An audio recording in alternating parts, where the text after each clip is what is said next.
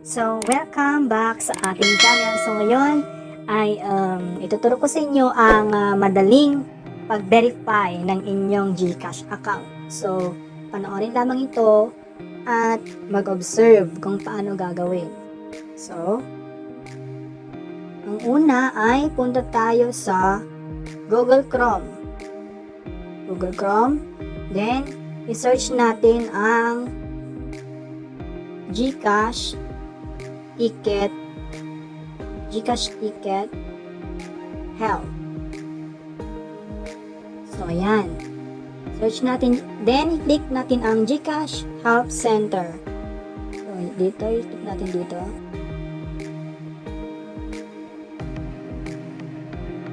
So, yan. Magpapakita ang page na to. So, Help Center. How can we help you? So, yung mga concerns ninyo like MPIN, account recovery, cash in, and different categories, dito lang sa getting started. For verification, cash in or cash out, products and services, account management, security, promos, so yun. So, pag nakita natin tong need to report an issue, so, submit a ticket. So, ito yung gagawin natin. Submit a ticket. So, i-click natin ang submit a ticket. Then, after that, may magpapakitang form. May magpapakitang form. Nakalagay dito ang your email address. So, kailangan yan. GCash registered full name. GCash registered mobile number. Then, concern category. So, ang ilalagay natin dito is concern category, my GCash account. And then, I need assistance to fully verified or to get fully verified. Next is yung click natin, my valid ID is not on the list. O, ganyan. Tapos, i-explain natin kung bakit ba kailangan natin ang ma-verified yung account natin. So, yan explain natin dito kung bakit ba kailangan nating ma-verified. Then, after that, i-check natin to. I acknowledge to have read yan. I acknowledge to have understood and agreed to be bound by GCash terms and conditions and privacy policy.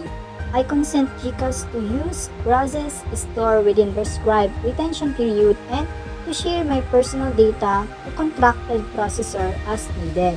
So, yun, dapat i-check natin. Next, yung first name natin, ilagay natin, middle name, and last name, and then yung registered mobile number natin sa GCash. Then, of course, yung date of birth natin, house number, building and street name, barangay or town, city and province, zip code, place of birth, nationality, source of fund, nature of work, and ID type. So, karamihan sa ating mga estudyante kasi is ang problema natin kung bakit hindi tayo ma-fully verified sa GCash is hindi included yung ID natin sa mga list of accepted IDs na dapat nating ipasa. So, ngayon dito sa ID type, click natin yan. Then, pili tayo dito ng mga ID.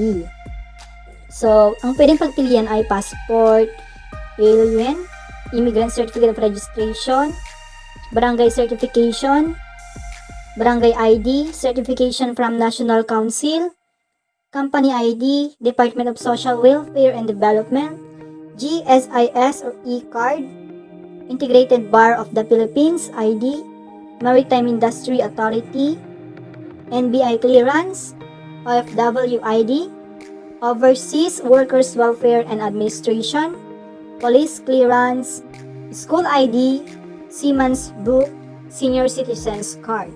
So, pipiliin natin dito is yung School ID. So, yung School ID dapat is must have name and photo of the card holder. Student number. For college, school year 2019 to 2020 will be accepted. For elementary and high school, school year 2019 and 2020 will not be accepted. So, yon. Click natin yung school ID. Then, lagay natin dito yung ID number natin. And list of requirements kung Filipino ka, foreign national, or minor. So, dito sa Filipino tayo kasi hindi na tayo minor. So, Filipino. Then, magpapakita ang yung list of requirements. First is ID, front and back, and then selfie, 3 specimen, signature, and school registration form. So, dito sa ID, dapat clear yung picture ng ID natin, front and back. Then, sa selfie, dapat yun yung visible yung mukha natin, dapat clear. And then, sa 3 specimen signature, is dapat dun sa malinis na papel or sa bond paper, blank paper na magkakaparehong 3 signature. And then, yung school registration form naman is like as students na dito sa registration form na nagpapatunay na tayo ay enrolled sa school na yan. Ganyan. So, like assessment form. Ganon. So, dito natin i-attach or i-add yung mga files natin, yung mga requirements natin. And then, after that, i-review natin. I-review natin yung mga pinaglalagay-lagay natin dito. Para walang problema. So, yan. Dapat kompleto lahat yan. And then, next dyan is submit. So, ayun na nga. After natin masubmit, is punta tayo sa Gmail. Sa ating Gmail inbox. So, yan. Then, ito. Magpapakita ang response natin. Ang response nila sa ating submitted form. So, ito. Hi Ronel, thanks for reaching out to GCash. Your ticket number is, so yan, magbibigay sila ng ticket number. Then, we're currently reviewing your request and will be in touch with you shortly. You can track the status of your ticket or update it by logging into your GCash app, going to the help page and tapping your tickets. To follow up, simply go to your tickets to view your ticket history. If you prefer the self-service option, you can read articles through our in-app help center or the GCash help center. GCash support. Yan. Yan yung email nila sa akin noong January 7, 2021. And then, na-fully verify ko noong January 11, 2021. So, ito ang email nila sa akin. Hi Ronel, thanks for reaching out. Ay, iba pala yan. So, ito pala. Your request, so yun yung ticket number natin, has been updated. To add additional comments, reply to this email. So, yun. GCash Support, GCash Help Center, January 11, 2021, 11:47 a.m. Ito. Hi Ronel, your GCash account is now fully verified. Use your account to cash in from banks, send money, and more. To know more of our services, visit us at, so nandyan yung URL ng site, ng page nila. https and then help.gcash.com. So yun, thank you. At ito naman yung mga concern ko is about sa aking ID. So ito. My concern is my full verification on my GCash account because my valid ID is not on the list. Please accept my student ID as valid ID because I am a student. Especially right now, all transactions undergone through online and I need your help, please. This form really big help for my future transactions, especially paying of my bills, savings, and more. Please help me to fully verify my account. This is very essential for my daily needs. Please help me to cope up and successfully verify my account. So under that, makikita natin yung mga files na nasubmit natin. So gaya na lamang ng ating valid ID na school ID, front and back. And then yung assessment form natin. Tapos yung 3 specimen signature, and then yung selfie picture natin. So after that, punta tayo sa ating Gmail, sa GCash app, kung talagang na-verified na ba.